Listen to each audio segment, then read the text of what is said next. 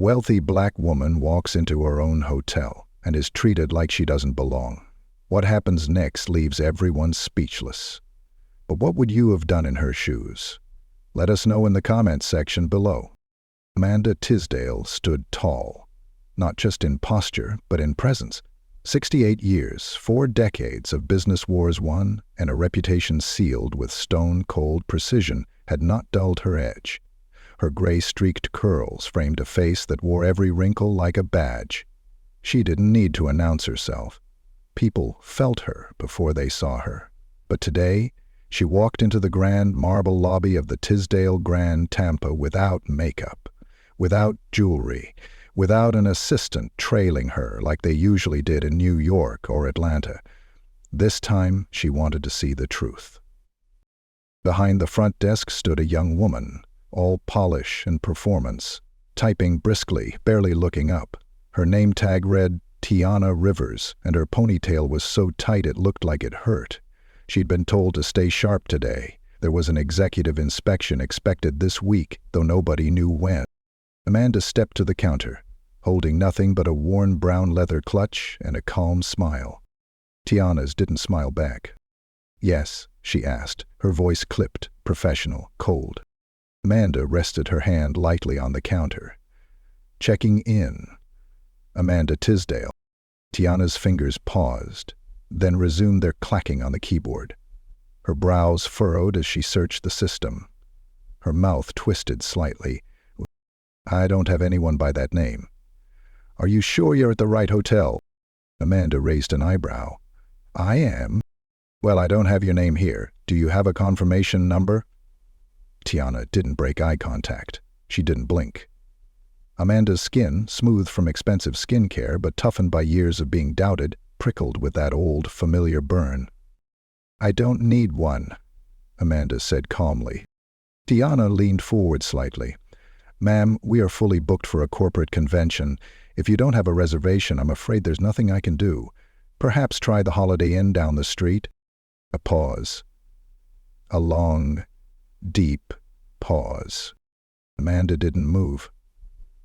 Her smile was gone now, replaced with silence that filled the lobby like rising steam. She didn't speak because she knew how silence could make people nervous. Tiana didn't flinch. Not yet. Behind Amanda, a young couple in matching lanyards waited. One of them nudged the other and whispered something. Amanda said, "Is your manager available?" Tiana's fingers stilled. "He's in a meeting." Amanda's eyes flicked toward the back office. Through the frosted glass, she could make out movement. "I'll wait." Tiana hesitated. Then she offered a tight nod. "Suit yourself." Amanda stepped aside. She didn't sit. She just stood, watching, listening, remembering. 39 years ago, she'd been refused a job at a luxury hotel in Miami because she didn't have the right look. She remembered the way her resume had been turned over like it was a mistake, the way the manager looked past her as if she were invisible. She remembered every slight. Every room denied, every boardroom she'd been told she was too passionate for, every quiet moment where she swallowed her pride and pushed forward anyway. She owned 14 hotels now. This one was number 9. And that girl behind the desk had no idea. "Excuse me," said a voice behind her. It was Rob Kessler, the hotel manager. White, mid-40s, square shoulders, navy jacket. His voice had that forced politeness that people used when they were trying to avoid lawsuits. "Is there a problem here?" Amanda turned slowly. Rob looked confused for just a moment, and then settled into something easier. She wasn't dressed like someone important, no Louis Vuitton, no entourage, just an old lady with a soft southern drawl and no reservation. Tiana chimed in. "She doesn't have a reservation. I told her we're booked." Amanda looked Rob straight in the eyes. "You're the general manager?"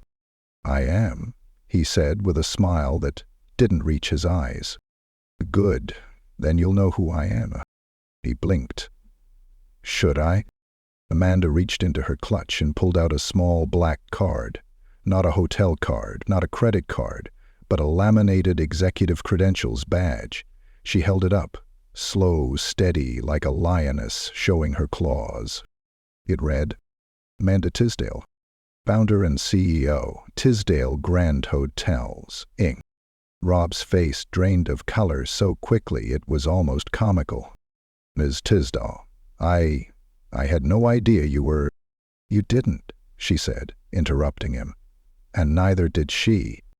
Tiana's mouth opened slightly, her eyes widened, her hands trembled just a bit. I came in today, Amanda said, as a guest, not as a CEO. And this is how your staff handles guests who don't fit the expected mold?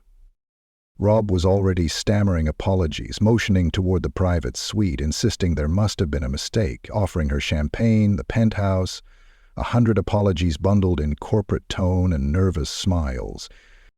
But Amanda didn't budge. Call your staff, she said. All of them. We're having a conversation today. Miss Tisdale, if I can just— Frightened, I said now. There was no yelling, no raising of her voice, just gravity, and Rob obeyed. Within 15 minutes, the entire front office team was standing in the staff lounge. Amanda looked around at them. Mostly young, mostly well-meaning, but also mostly untrained in how to see people, really see them. Amanda glanced at Tiana last. The receptionist was rigid, her eyes on the floor. Amanda spoke. Do you know how many times I've been told we're fully booked in my life? Do you know how often black women, older black women, are looked past, dismissed, treated like they don't belong, especially when they walk in alone, without flash, without name tags or power suits? Silence. Let me tell you something.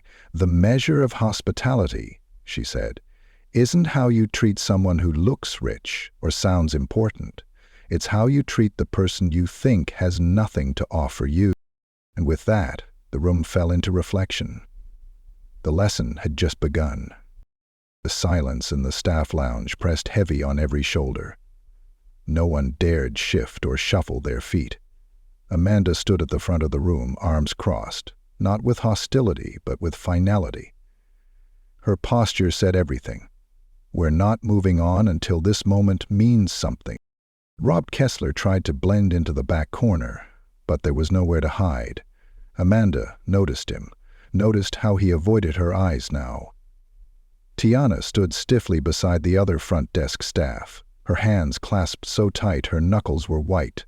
She looked like she wanted to be anywhere else. Amanda let the silence stretch. Young faces stared back at her. A few looked ashamed. Some just looked confused. One girl with green nails, probably from housekeeping, bit her lip and kept glancing down. Then Amanda spoke again, her voice low but crisp. When I was 22, I applied to be a receptionist at a hotel in Birmingham. I wore my best dress. I brought letters of recommendation from 2 of my professors. I'd studied hospitality. I had ideas. Passion. She paused, making eye contact with the green-nailed girl. They didn't even look me in the eye. Told me the job had just been filled. I waited outside. I saw the girl they hired walk in 10 minutes later. She let that hang for a second. I told myself it was just that place, just that one day. But then it happened again, in Atlanta. Then again in New Orleans. It didn't stop. She began to pace, slow steps across the room. Her heels clicked quietly, controlled. They didn't say they didn't hire black girls. They didn't need to. Their tone, their eyes, their fake smiles told me I didn't belong. So I decided I would never wait for permission to belong again. A murmur moved through the group, soft, almost like breath. I built this company, she said, her voice tightening with conviction. Tisdale Grand isn't just about rooms and decor. It's about respect, dignity, inclusion. You don't just check people in, you welcome them. You don't just hand out key cards. You hand people access to safety, to rest, to value. She turned toward Tiana, who still hadn't looked up. "You lady," Amanda said, voice still gentle. "What made you so sure I didn't deserve a room today?" Tiana finally raised her head. Her eyes were glassy now, her lips parted, but nothing came out for a beat. Then, slowly, shakily, she spoke. "I didn't mean to be rude. I was just following protocol. You didn't have a reservation. And I didn't have a reservation the day I walked into a shelter in Jackson after my apartment burned down. The woman behind the desk didn't check her computer. She just said, 'Come on in, baby.' That woman saved my life." Amanda's voice caught, just for a second. "I'm not asking you to break policy. I'm asking you to learn to look deeper. You saw an older woman with no reservation, and you assumed I didn't matter." "I didn't mean—" Tiana started again, but Amanda held up her hand. "No, you didn't mean. But what we mean doesn't always match what we do." Tiana looked down again. One of the bellboys shifted from foot to foot, then raised his hand like he was in a classroom. Amanda looked at him. "Yeah." He cleared his throat. "Miss Tisdale, I just wanted to say thank you for saying all this. Nobody ever really talks to us like this. Most of the time it's just checklists and speed." Amanda nodded once. "That's part of the problem. Hospitality isn't a checklist. It's a heartbeat. When people walk into our buildings, they're trusting us, with their time, their families, their fears." She turned to Rob next. "And you're the general manager of this property. That makes you the cultural center, not just the operations guy. What happens in your lobby, your lounges, your breakfast buffet, that's all a reflection of you." Rob swallowed hard and nodded. "You're right. I should have stepped in sooner." "You should have trained them better," Amanda said, without malice. "They didn't fail alone. You failed with them." Rob looked like he'd been hit, but he didn't argue. Amanda looked around the room one last time. "You don't need to know who someone is to treat them like they matter. You don't need a title to give someone kindness.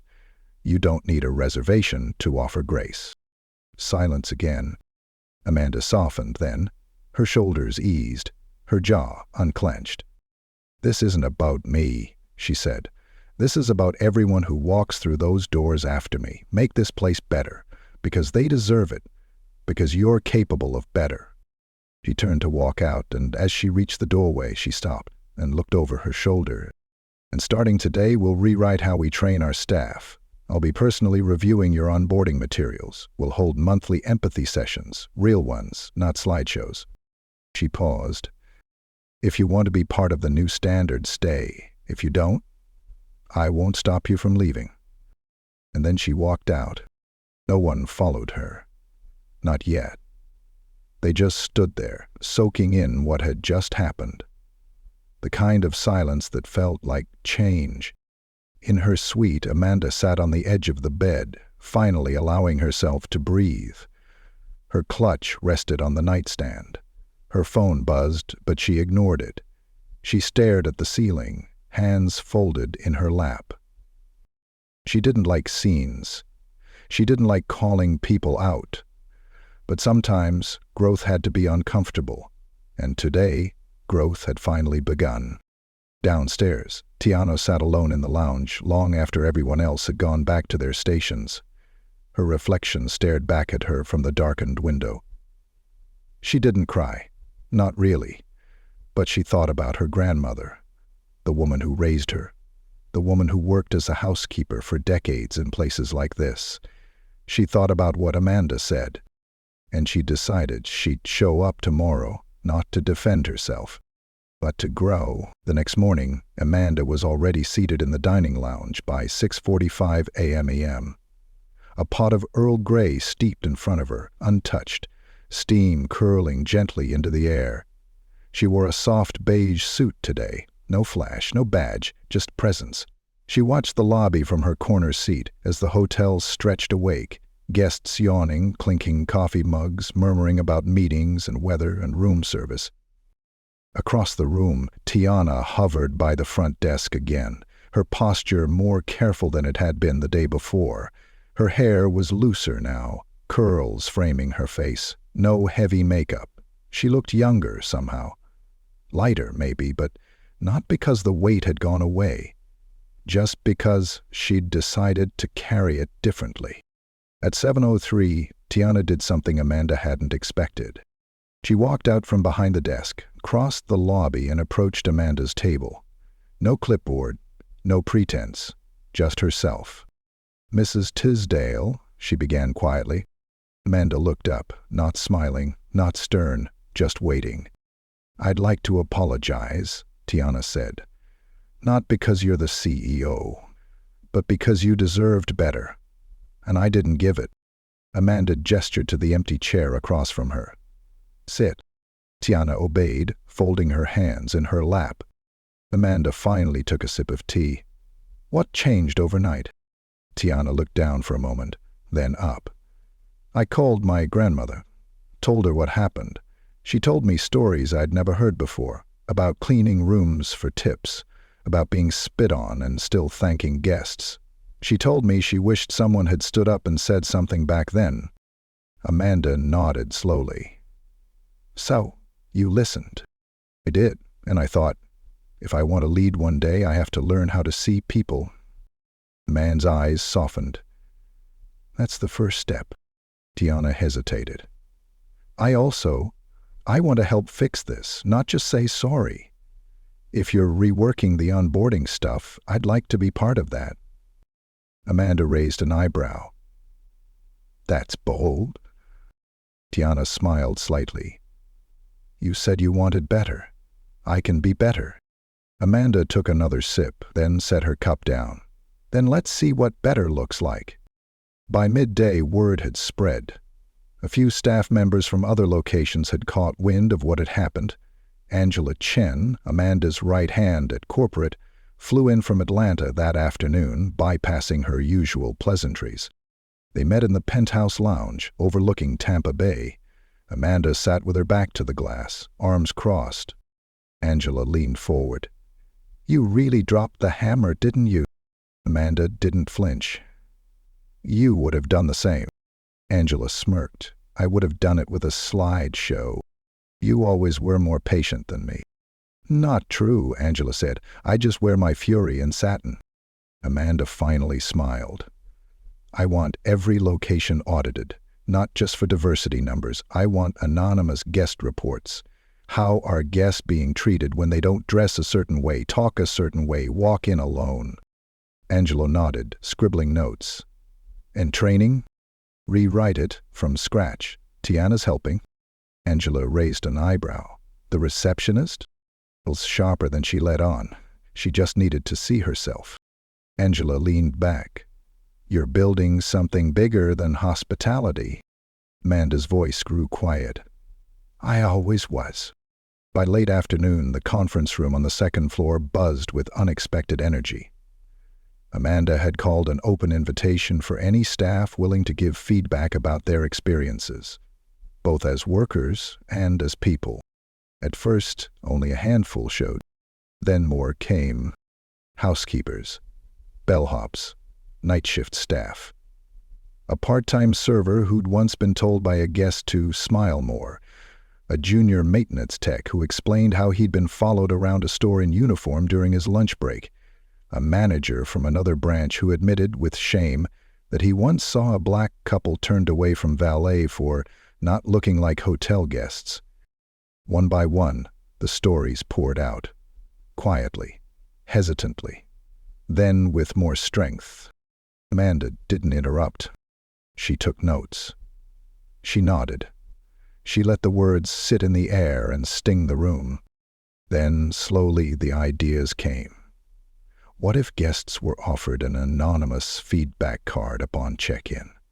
Not just about towels and minibars, but about how they felt walking in. What if staff were trained to notice microaggressions in real time and coached on how to redirect them with empathy? And what if the company didn't just train people how to serve, but taught them how to see? The conversation stretched into the early evening. By the time the last voice trailed off, Amanda stood again, this time different. Less like a CO, more like an elder telling stories around a fire. "We're not gonna fix the world from this building," she said, "but we can make this space sacred. Every hotel, every hallway, every greeting. It's a chance to prove to someone that they matter, no matter what they look like, no matter what you assume." She paused. "I didn't build this place to get rich. I built it so that no one would ever feel the way I did, standing outside a hotel lobby at 22, knowing they saw me as less." Silence. Then applause. Real applause, not forced, not polite. Amanda closed her eyes for a moment. Let herself feel it. The ripple had begun. 3 weeks later, the lobby of the Tisdale Grand Tampa was unrecognizable, not in furniture or layout, but in energy. There was something different now, something you couldn't see but could feel the second you walked in. Guests were greeted with warmth, not scripts.